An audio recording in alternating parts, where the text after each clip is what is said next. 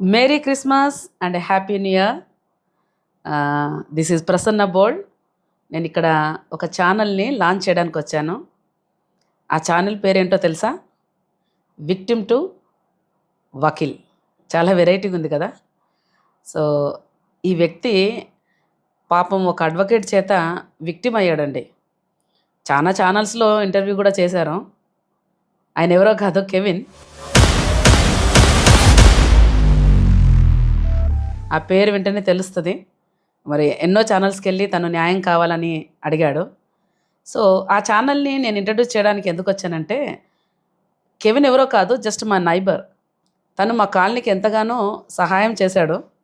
యాక్చువల్గా మాకు సగం వరకే రోడ్డు వచ్చింది ఒకప్పుడు. మిగతా రోడ్డు రావడానికి మేమందరం చాలా పోరాడినాం. ఆ టైంలో కెవిన్ నాతో పాటు నిలబడి మరి ఆ యొక్క రోడ్డు వేసేంత వరకు తను చాలా హానెస్ట్గా మా కాలనీకి అంతటికి మరి తను నిలబడ్డాడు. మా కాలనీకి ఒక గ్రూప్ ఉంటుంది, వాట్సాప్ గ్రూప్.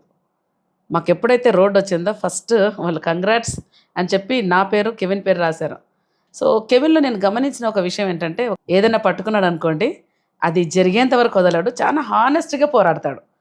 ఈ అడ్డదారులలో వెళ్ళి ఏది చేసుకోడు ఆయన. ఆయన స్ట్రైట్ ఫార్వర్డ్ వెళ్తాడు. స్ట్రైట్ ఫార్వర్డ్గా న్యాయం కావాలనే అని అడుగుతాడు. ఒక్కసారి కెవిన్ని చూస్తే నాకు ఏమనిపిస్తుంది అంటే, భారతీయుడు సినిమా ఉంది కదా, అందులో కమల్ హాసన్ అన్యాయం అంటే పడదు చూడండి. ఆ టైప్లో ఏదో సిస్టమ్ అంతా మార్చేసేయాలా అన్నట్లు నాకు చెప్తూ ఉంటాడు ఎప్పుడైనా. So Kevin upcoming journalist and upcoming advocate. అసలు ఆయన అడ్వకేట్ కావడానికి ఏంటి తెలుసా కారణం? ఒక అడ్వకేట్ చేత తను మోసపోయాడు కాబట్టి తన కేసు వాదించుకోవడానికి తను అడ్వకేట్ కావాలని చదువుకున్నాడు. ఆలోచించండి. తను ఇప్పుడు ఒక ఛానల్ విక్టిమ్ టు వకీల్. ఇది రెండుగా మనం అర్థం చేసుకోవచ్చు. ఒకటైతే నేను ఆల్రెడీ చెప్పాను, ఒక అడ్వకేట్ ద్వారా తను మోసపోయాడని. మీకు తెలుసు ఆయన స్టోరీ అంతా. మరి ఇంకొకటి ఏంటంటే, తను విక్టిమ్ నుండి అడ్వకేట్గా జర్నీ అవుతున్నాడని కూడా మనం తీసుకోవచ్చు. రెండు రకాలుగా మనం తీసుకోవచ్చు. మీరు వచ్చి లాంచ్ చేయాలా నా ఛానల్ అని అడిగినప్పుడు సో నేను వెంటనే ఒప్పుకున్నాను. ఎందుకంటే నేను నైబర్గా నేను చూస్తున్నా తన యొక్క ప్రవర్తన మా కాలనీలో. సో అందరూ తనను అప్రిషియేట్ చేయటము, నేను దగ్గరుండి మేమిద్దరము దాని గురించి జిహెచ్ఎంస్కి వెళ్ళినప్పుడైనా మరి సక్సెస్ఫుల్గా ఈరోజు మాకు రోడ్డు పడ్డది మా కాలనీకి. అటువంటి వ్యక్తిని మీకు పరిచయం చేస్తున్నాను. నేను ఎప్పుడైతే ఇక్కడికి వచ్చానో ఎక్కడ చూసినా చాలా ఇన్స్పైరింగ్ వర్డ్స్ తను పేస్ట్ చేశాడు. ఎక్కడ చూసినా చాలా ఆశ్చర్యం అనిపించింది నాకు. అంటే తను చదువుకుంటున్నాడు కదా ఇప్పుడు.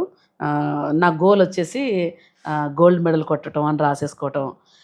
చాలా ఇన్స్పైరింగ్ వర్డ్స్ ఎవరైతే చెప్పారో వాళ్ళవన్నీ గోడకు అతికించుకోవటం, అవన్నీ చూడటం. ఈ పరిసరాలంతా చాలా హెల్దీ ఉన్నాయి అని అనిపిస్తుంది. అంతేకాదు తను ఇది వచ్చి చూసినప్పుడు చాలా సంతోషం అనిపించింది. ఇక్కడ జస్టిస్ అంతే, న్యాయం. ఇక్కడ అన్యాయానికి చూడలేదు అన్నట్టుగా. నా వెనకాల మహాత్మా గాంధీ గురించి, ఇతరులకు హెల్ప్ చేయడంలో మనను మనం కోల్పోవడము అది నిజమైనటువంటి గుర్తింపు అని రాసుకున్నాడు. సో ఇవన్నీ నాకు కొంచెం చాలా ఇన్స్పైర్ అనిపిస్తుంది. తను ఒక సైడ్ చూస్తే చాలా అమాయకంగా ఉంటాయి తన మాటలు, కానీ ఒక సైడ్ చూస్తే చాలా క్లియర్గా ఉంటాడు తన మ్యాటర్. నేనేమనుకుంటున్నానంటే, ఈ ఛానల్ ద్వారా మరి తను ఒక అప్కమింగ్ అడ్వకేట్గా మరి తను లీగల్గా అనేక మందికి హెల్ప్ చేయవచ్చు ఈ ఛానల్ ద్వారా. ఎందుకంటే సోషల్ మీడియా చాలా పవర్ఫుల్. ఇప్పుడు హానెస్టీ అనేది ఎక్కడుందండి? ఏదైనా ఒక్క న్యూస్ అయినా మనకు కరెక్ట్ ఇన్ఫర్మేషన్ ఇస్తున్నారా? అసలు న్యూస్ ఛానల్స్ కరెక్ట్ ఇన్ఫర్మేషన్ ఇస్తున్నారా?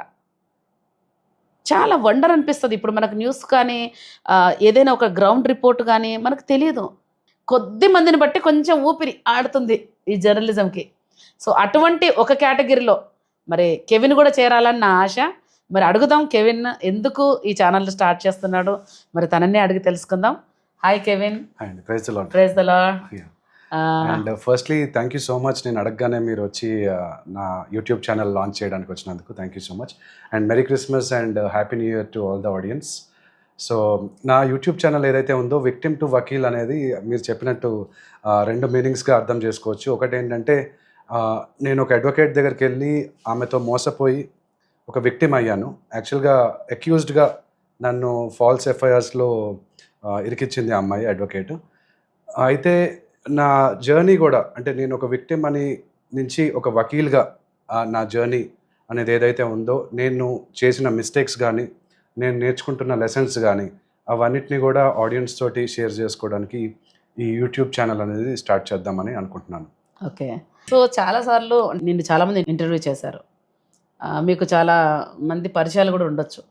కానీ ఎందుకు ఒక నైబర్ని తీసుకొని రావాలనుకుంటున్నారు మీ లాంచింగ్కి? మీ టెస్టిమోనీ వీడియో కూడా చూశానండి. లాస్ట్ 10 years బ్యాక్ ఏదైతే వీడియో ఉందో చాలా జెన్యూన్ పర్సన్ మీరు. యాక్చువల్గా మీరు థ్యాంక్ యూ. ఏదైతే అంటే మీరు ఎట్లాంటి డిఫికల్టీస్ ఫేస్ చేశారో, మీ హస్బెండ్ వదిలేసి దాని తర్వాత మీరు ఎట్లా అయితే మీ పిల్లల్ని రేజ్ చేసి మళ్ళీ మీ హస్బెండ్ తోటే మీకు మ్యారేజ్ అవ్వడం అది నార్మల్ విషయం కాదు. ఎందుకంటే ఇక్కడ 1,00,00,000 మందిలో ఒకరికి జరుగుతుంది. సో అలాంటి వ్యక్తి నా నైబర్ కావడం నా అదృష్టం యాక్చువల్గా. Thank you. అండ్ ఆల్సో మనమిద్దరం కలిసి కూడా అంటే నాకు యాక్చువల్గా మేడం ఎట్లా పరిచయం అంటే, నేను మామూలుగా రోడ్ మీద నడుస్తూ వెళ్తున్నాను, అడ్వకేట్ స్టిక్కర్ ఏదో కనబడింది కార్ మీద. సో పైకి వెళ్ళి చూసి అడిగాను యాక్చువల్గా, అడ్వకేట్ ఎవరైనా ఉన్నారా ఇక్కడ అని అడిగాను. అంటే నా ప్రాబ్లం ఆ టైంలో ఉన్న ప్రాబ్లం నేను అడ్వకేట్స్ తోటి డిస్కస్ చేసి కొంచెం హెల్ప్ తీసుకుందామని చెప్పేసి అట్లా మేడం పరిచయం అయ్యారు. అండ్ తర్వాత మాకు ఇక్కడ రోడ్డు అనేది ఒక సగం రోడ్డే పడింది మన Yes. కార్తికేయ నగర్ నాచారంలో. అవును. తర్వాత మనము జిహెచ్ఎంసీకి లెటర్ రాయడము, జిహెచ్ఎంసీకి ప్రజావాణికి వెళ్ళి ఆ లెటర్ సబ్మిట్ చేయడము. Yes. అండ్ ఆ విధంగా మనకి తర్వాత న్యూస్ పేపర్స్ వాళ్ళు వచ్చి, అవునవును, జర్నలిస్టులు అవును. అందరూ వచ్చి మనకి యాక్చువల్గా మా కాలనీ వాళ్ళు అన్నారు ఇది అవ్వదు, వదిలేస్తే అయిపోతుంది, ఇంకా ఎంత కష్టపడ్డం అవ్వదు అన్నారు. కానీ సో లక్కీగా మీరు నన్ను డ్రాఫ్టింగ్ చేయమన్నారు. ఆ డ్రాఫ్టింగ్ నేను చేసి ఆ జిహెచ్ఎంసీ వాళ్ళకి లెటర్ పంపించడము, ఎస్ ఎస్ ప్లస్ ప్రజావాణిలో ఇవ్వడము, అలాగా వాళ్ళు వచ్చి మళ్ళీ మన రోడ్ అంతా వేయడము, ఎస్. ఇక్కడ ఉన్న కార్పొరేటర్తో మాట్లాడి అట్లా. అండ్ ఆల్సో మనం చూసుకుంటే ఈ మధ్య వాటర్ ప్రాబ్లం కూడా అవును, నేను ఫోటో పంపించా వాట్సాప్ పంపించారు మీరు, ఓవర్ఫ్లోయింగ్ అవుతుంది. ఎస్. అది మళ్ళీ హెచ్ఎండబ్ల్యూఎస్కి కాల్ చేసి కస్టమర్ కేర్తో వాళ్ళతో మాట్లాడి కాలనీలో ఏదైనా అయితే సో మేము ఫస్ట్ ఏం చేస్తామంటే కెవిన్కి చెప్తాం. సో మొన్ననే అది సాల్వ్ కూడా అయింది, అది వాటర్.